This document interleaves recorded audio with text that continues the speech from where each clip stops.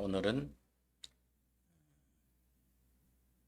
고린도전서 6장 18절로 20절 말씀으로 제목은 그러면 어떻게 살아야 하나 시리즈 제 11번째 말씀을 전하겠습니다. 성경이 왜 기독교인 자녀와 불신자의 결혼을 반대할까요? 성경은 인생의 첫 출발점을 결혼, 혼인으로 말씀을 하시고 그 혼인의 결과는, 혼인의 그 목적은 바로 경건한 자손을 얻기 위함이라고 했습니다. 그것이 말라기에 잘 기록이 되어 있습니다. 그러나 우리는 이 음란의 문화, 음행의 문화 속에서 살아왔기 때문에 불신자와의 결혼을 반대합니다. 불신 세계는 선악과 사건 이후로 인간이 타락하고 세대가 흘러가면서 가장 먼저 전파된 것이 음란의 문화입니다. 그런데 하나님은 그 경건한 자손 중에 아벨이 형 가인에 의해서 살인을 당하게 됩니다. 그러나 하나님은 그 경건한 자손을 끊지 아니하시고 그 경건한 자손 속에서 하나님이 메시아를 내려고 하는 계획이 있었기 때문에 그렇습니다. 그 아벨 대신에 셋을 주셨다 그랬습니다. 세월이 흘러서 그 셋의 자손 중에서 에노스가 나왔습니다.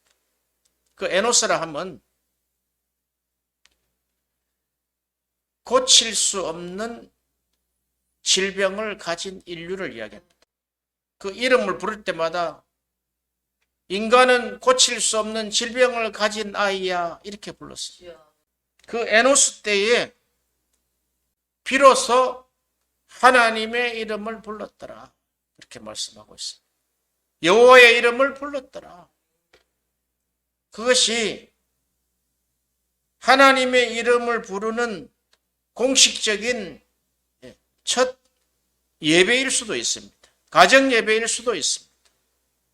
공예배일 수도 있습니다.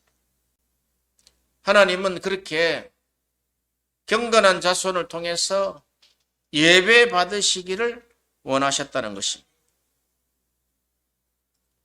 그러나 인간은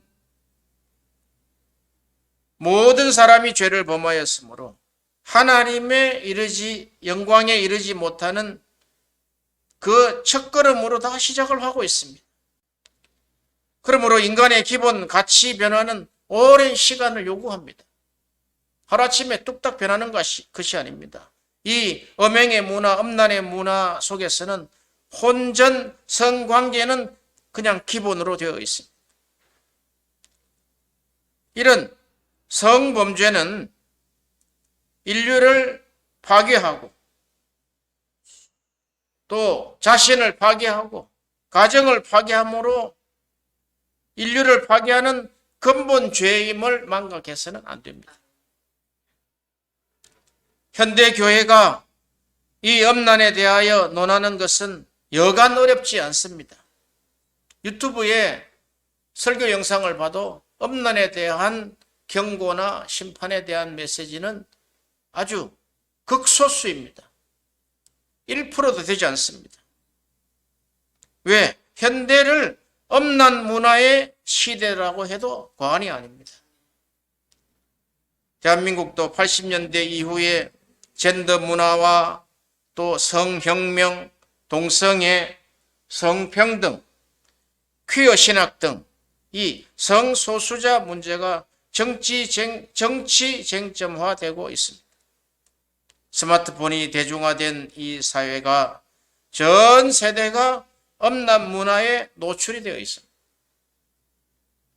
음란에 포로된 자들이 상업적으로 유포하여 걷잡을 수 없는 사회 문제로 등장을 했습니다.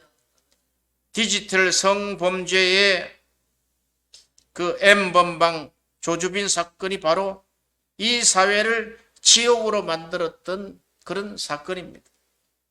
오늘 우리가 고린도전서 16장 18절에 음행을 피하라 이렇게 했습니다.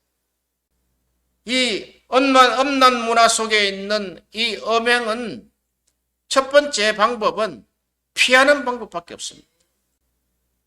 단 한 가지 방법은 요셉처럼 도망치는 것입니다.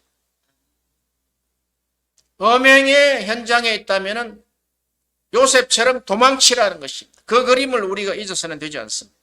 그렇지 않으면 그 음행이 너를 잡아서 그 음행이 너를 인도할 것이다. 보디발의 안에 보세요. 그 모델입니다. 그 모델. 우리에게 너무나 그 모델을 예측부터 잘 주신 거다. 그런데 왜 음행을 피하는 삶을 살라고 하셨느냐 이 말이죠. 우리가 자라나면서 또 혼인 이후에 음란의 문제의 안전지대에 있느냐는 것입니다. 그렇지 않다는 것을 우리가 너무나 잘 알고 있습니다. 그래서 사도 바울은 이렇게 이야기합니다. 음행을 피하여 도망치라. 그리고 그 음행을 처음부터 차단하는 방법이 있는데 음행을 이길 수 없다면 결혼을 해라 그랬어요. 성경에 두 가지 방법밖에 없습니다. 자, 하나님을 사랑한다라고 하고 구원을 받은 백성들도 거기에 안전한 지대가 없다는 것입니다. 그런데 오늘 본문을 한번 보십시오. 음행을 피하라. 사람이 범죄하는 죄마다 몸 밖에 있거니와 음행하는 자는 자기 몸의 죄를 범한다 그랬습니다. 어떻게 자기 몸의 죄를 범하는 것입니까? 이것은 놀라운 성경 기록입니다. 이 음행은 자기 몸의 죄를 짓는 것이요. 또 이것이 외부로 노출되지 않기 때문에 다른 사람을 속일 수 있는 범죄라는 것입니다. 음행 외에는 모든 죄는 노출이 되어 있습니다. 거짓말 노출되어 있지요. 폭력 노출되지요. 시기 질투 노출되지요. 그런데 음행은 그냥 이렇게 양복에 넥타이 딱 입고 있으면 모른단 말이에요. 어제 저녁에 무슨 일이 있었는지 모른단 말이죠. 그래서 사도 바울은 결혼을 하라. 결혼을 하고도 이 음행 문화 속에서는 단 한 가지 방법, 도망쳐라. 요셉처럼 도망가자. 지난주에 인간이 몸 안에 짓는 죄와 몸 밖에 짓는 죄에 대하여 말씀을 드렸습니다. 음행은 대상이 있어야 되지 않습니까? 신체와 오감각기관이 다 연결되었으므로 정상적인 사람이라면 다 해당이 되어서 피할 수 없는 것입니다. 눈을 떠나가거나 상상력과 실행력으로 범죄할 수 있는 문화 속에 살고 있습니다. 그러면 이 몸 안에 짓는 죄요, 노출되지 않는 죄요, 다른 사람이 볼 수 없는 죄지만 하나님은 이 사건을 보시고 있다는 것입니다. 두 눈 똑똑히 뜨고 보시고 있다는 것입니다. 우리가 성경을 상고해 보시면은 이 성범죄가 인류에 끼친 그리고 자신과 그 가정 파괴로 인해서 끼친 해악이 얼마나 큰지를 우리가 알게 될 것입니다. 하나님이 창설하신 에덴의 인류의 조상 아담, 이브의 선악과 먹는 사건으로 모든 사람이 죄를 범하게 되었습니다. 그 죄는 가인을 살인자로 라멕을 음행하는 자로 낳게 됩니다. 죄의 문화가 생겨났다는 것입니다. 그 대표적 문화가 가나안 문화입니다. 가나안 문화는 곧 바알의 문화입니다. 인간 중심의 섹스 종교라는 것입니다. 성경 곳곳에 그 문화가 나타나게 됩니다. 이 음행은 죄로부터 출발하고 하나님이 가장 악하게 보시며 심판하신다는 것입니다. 첫 번째 우리가 창세기 6장을 보시면 노아 홍수전에 타락한 천사들이 사람의 딸들을 마구 아내로 잡아 아내로 삼아 네피림이 생산이 되어서 홍수로 멸하실 때에 경건한 노아의 8 식구만 남기고 모두 물로 심판한 사건을 볼 수 있습니다. 두 번째, 창세기 16장에 아브라함이 하갈과 음행하여 탄생한 이스마엘 족속이 무슬림으로 13억에서 16억 명의 인구를 생산하게 되었습니다. 세 번째, 창세기 19장에 소돔과 고모라 성을 불로 멸하실 때에 롯과 두 딸이 도망쳐 나왔지만 부친과 음행에서 음행의 두 족속인 모압 족속과 암몬 족속이 탄생되었습니다. 네 번째, 민수기 25장을 보면 부월에서 이스라엘 백성이 모압 여인과 음행한 사건을 볼 수가 있습니다. 거기에 시므리와 고습이라는 이름으로 이 음행 사건에 하나님이 24,000명을 죽인 사건이 있습니다. 그것을 하나님의 질투라고 그렇게 했습니다. 창을 들었던 그 비느하스가 그 음행하고 있는 현장에 그 등에다가 창으로 찍은 모습을 한번 보십시오. 이것은 우리에게 요셉이 도망친 사건과 함께 우리에게 보여주는 똑똑한 그 영상과 같은 그런 그림을 우리에게 주시는 것입니다. 음행은 바로 이렇게 된다는 것입니다. 24,000명을 음행 사건으로 인해서 죽였다고 해서 그 시체를 한번 펼쳐놔 보세요. 온 천지에 썩은 시체 냄새가 진동하게 될 것입니다. 다섯 번째, 신명기 20장 17절에 가나안 땅을 정복하라고 하실 때 가나안 7족속이 모두 바알과 아세라 신을 엄란히 섬기며 하나님을 떠나는 엄란 문화가 장악하고 있는 악하고 엄란한 가나안 7족속을 죽이라고 명령하지 아니하였습니까? 왜? 이 엄란 문화는 하나님을 대적하고 이 음행은 하나님을 떠나게 되는 것입니다. 우리가 디모데후서의 사도 바울은 그렇게 이야기합니다. 말세에는 이런 현상이 일어날 것이라는 것이. 그들이 자기를 사랑하고 세상을 사랑하고 하나님을 사랑하는 것보다 세상을 더 사랑한다는 거예요. 그런 것이 바로 엄란 문화로 연결이 된다는 것입니다. 사사기 16장을 보시면은 사사인 삼손이 들릴라와 행음 사건으로 머리카락이 잘리고 두 눈이 뽑힌 사건을 우리가 볼 수가 있습니다. 이렇게 선명한 그림으로 우리에게 주신다는 것입니다. 사사기 19장에 이름은 나와 있지 아니하지만 하나님의 종입니다. 레위 사람입니다. 제사장입니다.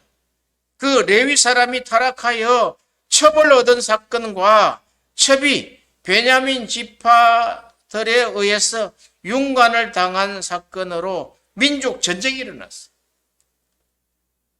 이 베냐민 지파 사람들이 나의 첩을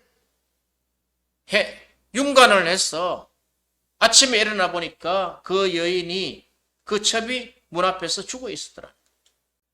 그 죽은 여인을 갈기갈기 찢어가지고 12지파에 다 나눠 보내버렸어요. 우편으로 다 보냈어요. 그랬더니 당신들이 결정하시오 해서 베냐민 지파와 전쟁하기를 결의를 했는데 그때 베냐민 지파 사람 7만 5천 명이 죽었습니다. 몇몇 처녀들 외에는 다 죽었단 말이죠. 베냐민 지파가 거의 멸망할 단계였습니다. 그러나 하나님이 그 전쟁을 어떻게 하게 할까요 하니까 베냐민 지파를 죽이라 그랬단 말이에요. 하나님이 허락하신 전쟁이라는 것이. 잘 기억해 보시기 바랍니다. 이렇게 귀한 하나님의 백성들인데 또 이 사사기 이후에 베냐민 지파에서 첫 왕이 나오지 않습니까? 그런데도 하나님이 베냐민 지파를 싹 썰어버리라 그랬단 말이죠. 그런데 처녀 얼마를 남겨두고 그 처녀를 통해서 이제 베냐민 지파가 다시 나왔지만 하나님의 방법은 경건한 자손을 얻기 위한 것이라는 것입니다. 하나님의 방법은 선교든 전도든 우리가 하는 모든 선한 행위가 하나님의 경건한 자손을 얻기 위한 것이라는 것입니다. 할렐루야. 사무엘하 12장 18절에 성군 다윗도 밧세바와 음행하여 생산한 아이가 이래 만에 죽고 다윗 전 인생에 환란이 끊이지 않았습니다. 사무엘하 16장 22절에 아들인 압살롬이 백주에 많은 궁녀들과 사람들 앞에서 행음한 그 결과 전쟁터에서 심장에 칼이 꽂혀 죽음으로 막을 내렸습니다. 바로 죽여버립니다. 열왕기상 22장 37절에 왕하 9장 33절에 보면 북이스라엘이 아합의 집에 이세벨을 통하여 바알을 섬기다가 멸망한 것을 보십시오. 이 바알은 엄난하게 한다니, 엄난하게. 세상 문화는 다 바알 문화입니다. 거기서 출발한 것이기 때문에 모든 것이 엄난하게 만든다는 거예요. 마태복음 14장 4절을 한번 보십시오. 세례 요한 때에 헤롯 왕이 음행에 대하여 옳지 않다, 이것은 부도덕한 행위라고 책망했을 때 목배임을 당했습니다. 이렇게 음행에 대한 심판과 책망을 선지자가 선포하면은 바로 죽음으로 연결되는 바로 그런 사건이라는 것입니다.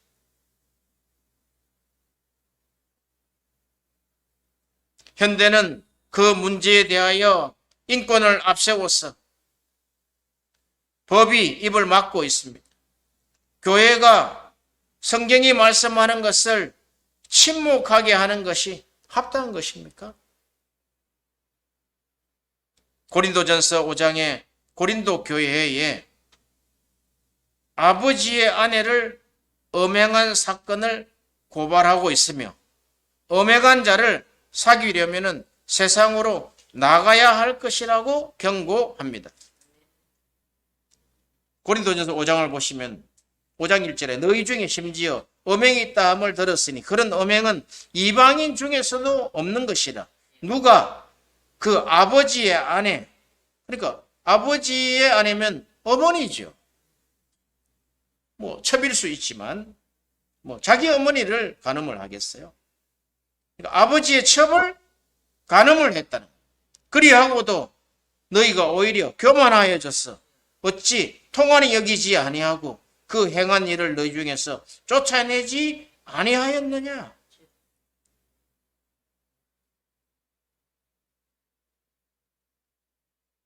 오절에 보세요. 이런 자를 누구에게 내어줬다고요? 사탄에게 내어줬다는 거예요. 그러니까 사탄에게 내어진 인류다는. 우리가 한 사람 한 사람을 보면은 그것이 자기가 인생의 주인공처럼 결혼하기도 하고 인생이 주인공처럼 살기를 원하지만 우리가 영적으로 눈을 크게 뜨고 딱 보면은 그처럼 불행한 사람이 없다.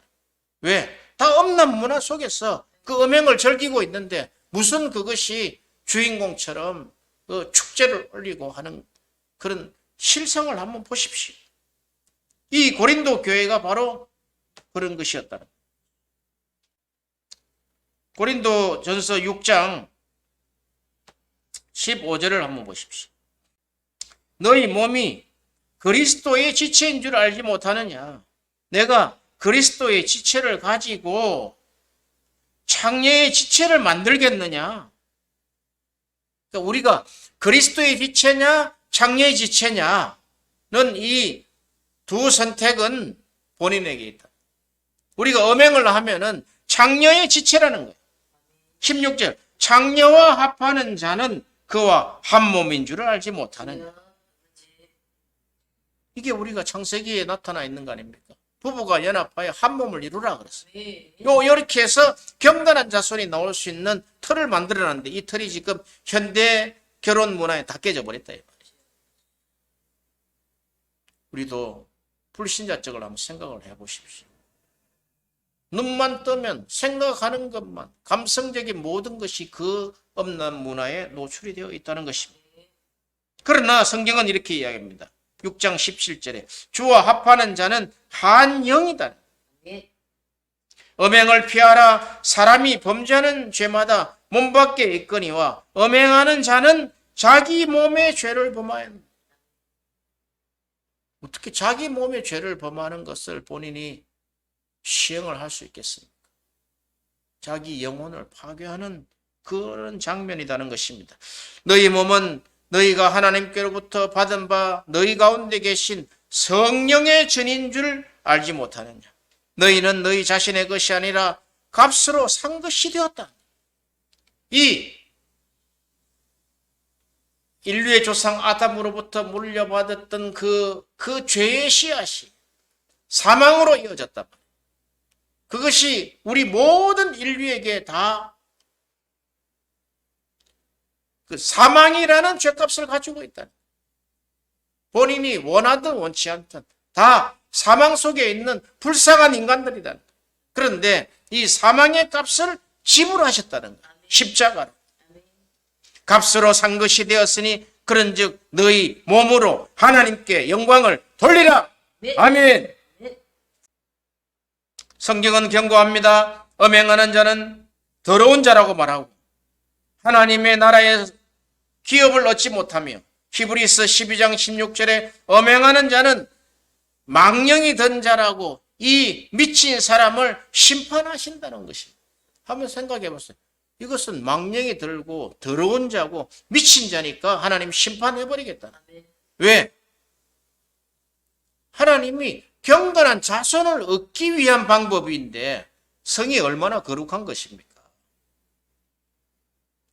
그 잘 믿는 경건한 자손들이 온 세계에 퍼졌을 때 얼마나 정말 이 땅이 천국과 같은 이 땅을 누릴 수 있지 않겠습니까? 그 하나님의 계획이 우리 경건한 자손들을 통해서 이루어지기를 원한다는 거예요.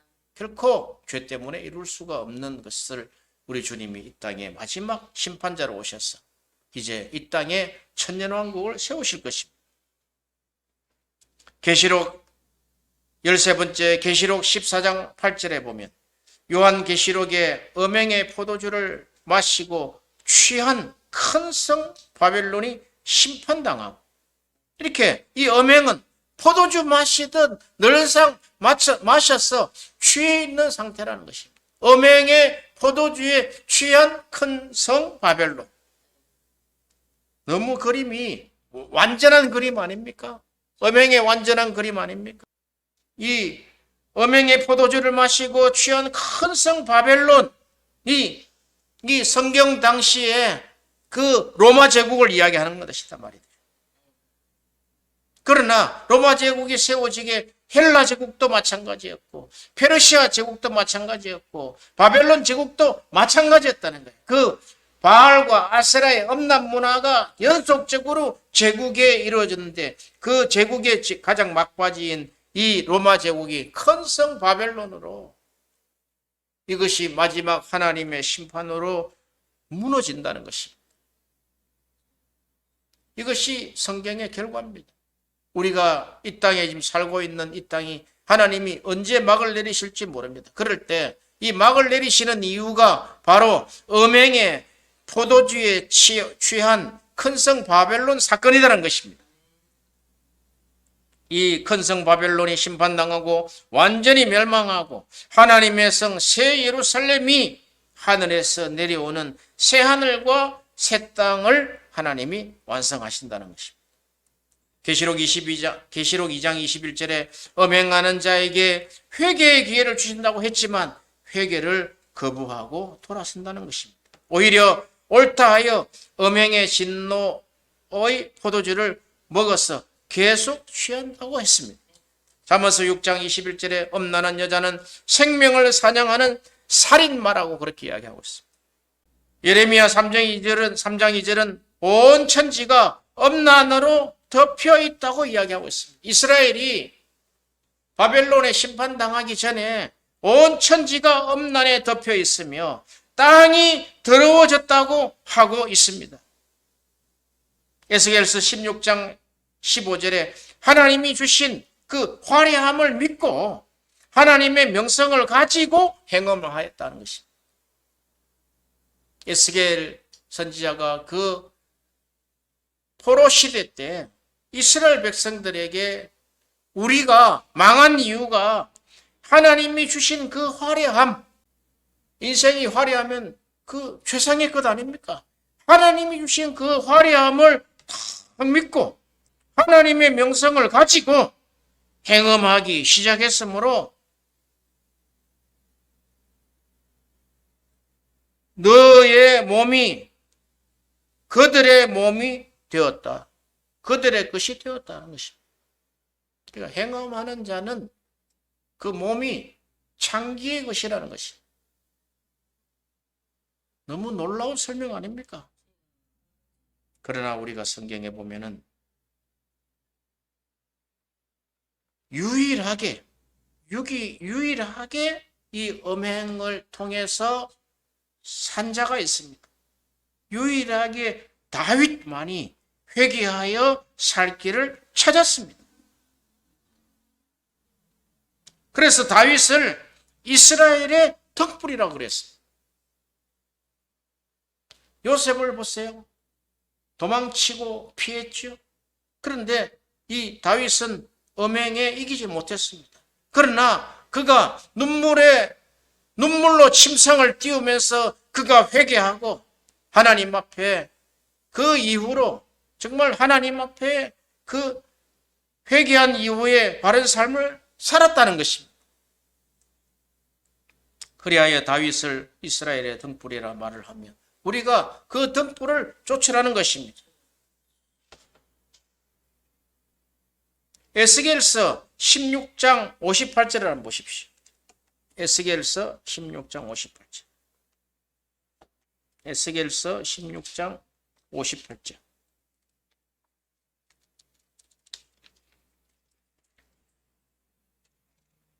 에스겔 16장 58절.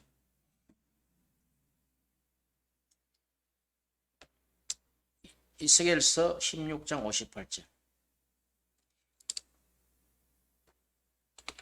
시작.